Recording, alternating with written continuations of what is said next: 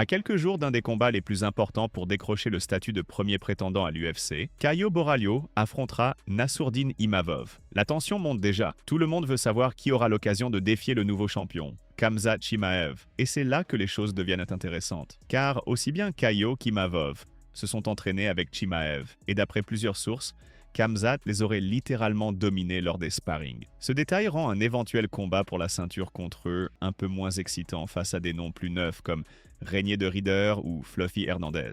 Mais on le sait, l'entraînement et la cage sont deux mondes complètement différents. Donc il est trop tôt pour les écarter. Dans les pronostics, la majorité penche pour Imavov.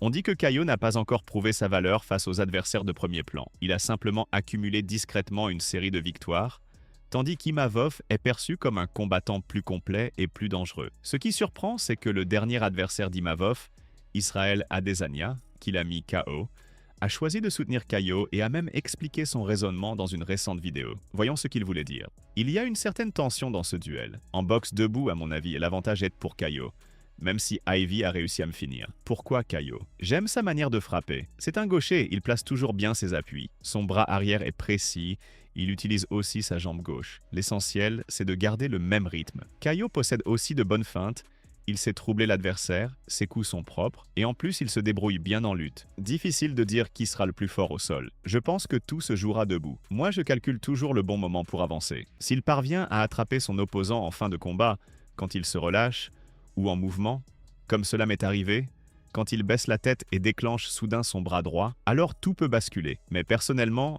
je mise sur Caio. Le combat sera serré, mais je crois que l'avantage restera de son côté. Lauren Murphy a enfin donné aux fans l'information qu'ils attendaient. La date la plus probable de son affrontement avec Alexander Volkanovski. Après ce KO insensé porté avec un coup de tournant contre Iron Pico, Murphy est immédiatement devenu le principal candidat au prochain combat pour le titre. Et, pour être honnête, l'engouement est à mériter. Il reste invaincu, possède une technique raffinée en striking et sort d'un des KO les plus brutaux que l'on ait vus cette année. Lors d'une récente apparition aux côtés de Michael Bisping et Paul Felder, il a déclaré que le duel avec Volkanovski devrait avoir lieu en décembre à Las Vegas. Autrement dit, en fin d'année sous les lumières éclatantes de Vegas. Mais il ne s'est pas arrêté là. Murphy a avoué qu'il analyse déjà les vidéos des combats de Volkanovski.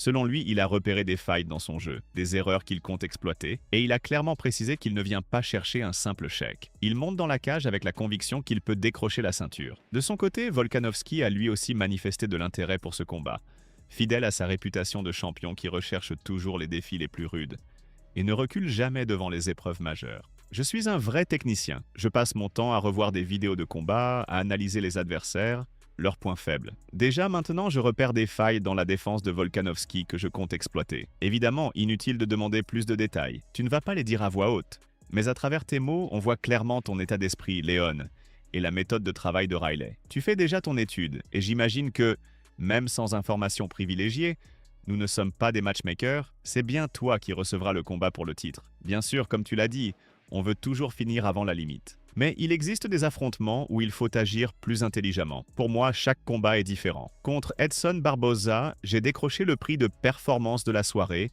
simplement parce que j'ai mis une pression constante, sans relâche. Et dans d'autres cas, comme face à Josh Emmett, il a fallu offrir une prestation plus défensive. Mais on ne peut pas vraiment me reprocher ça.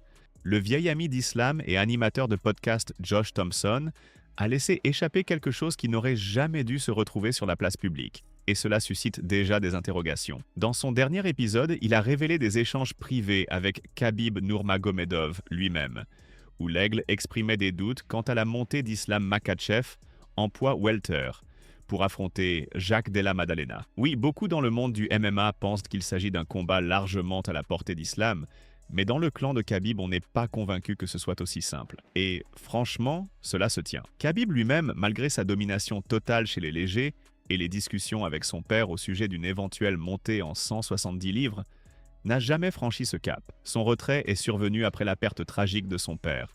Mais même à l'époque où Kamaru Usman régnait sur les welters, l'équipe Nurmagomedov n'était pas pressée de tenter l'aventure dans cette catégorie. Aujourd'hui, le contexte est différent. Le trône des 170 n'appartient plus à un lutteur, mais à un fin technicien en striking. Et cela change tout. Après des années de domination des combattants au style de lutte, c'est seulement maintenant, alors que le patron du division mise surtout sur son jeu debout, que le camp d'Islam décide de monter. Ainsi, même si Islam possède les armes pour réussir, l'équipe de Khabib aborde ce défi avec bien plus de prudence que ne l'imaginent les fans.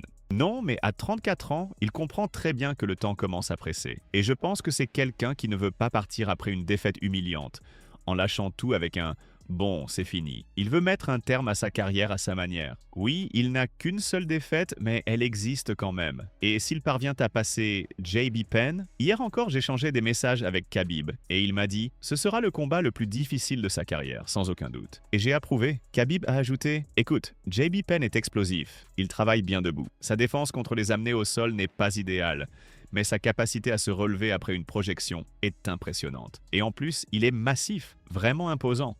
Et Khabib a encore insisté. Il l'a vu s'entraîner avec des adversaires de niveau supérieur à JD Penn.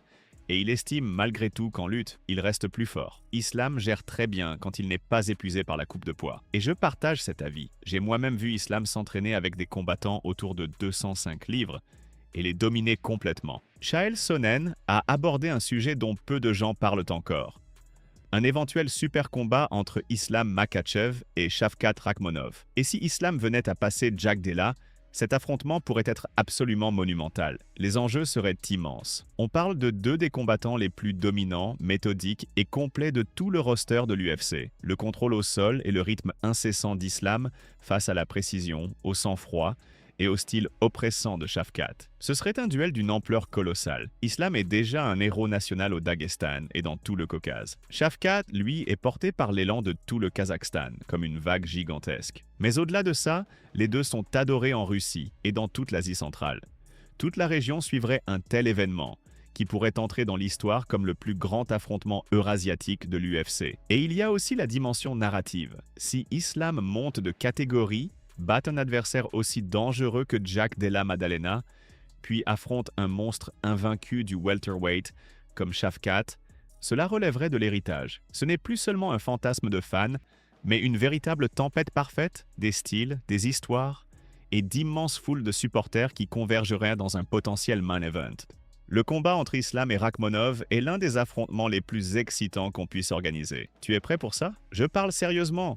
Dans tout l'UFC, ce n'est pas le numéro 1, mais c'est clairement parmi les plus attendus. Islam contre Rahman, c'est un spectacle qui attire non seulement pour le résultat, non seulement pour les bilans, ni même uniquement pour la ceinture en jeu. Les styles font le combat. Le public se demanderait qui touchera le plus avec les poings, qui frappera le plus avec les jambes, qui réussira le plus de mises au sol, qui saura tenir le rythme et garder son énergie. Pour chaque échange, il n'y aurait pas de réponse évidente. Chaque séquence amènerait son lot de questions et d'attentes. Un tel affrontement serait vraiment passionnant à regarder. Mais si tu mets Shavkat face à Belal, là c'est différent. Tu te retrouves avec exactement 50% de chances de ne pas sortir Rakhmonov de ce tableau. Et si jamais tu y arrives, on sait déjà que Belal contre Islam ne verra pas le jour. Et à ce moment-là, tu te retrouves dans une situation vraiment compliquée.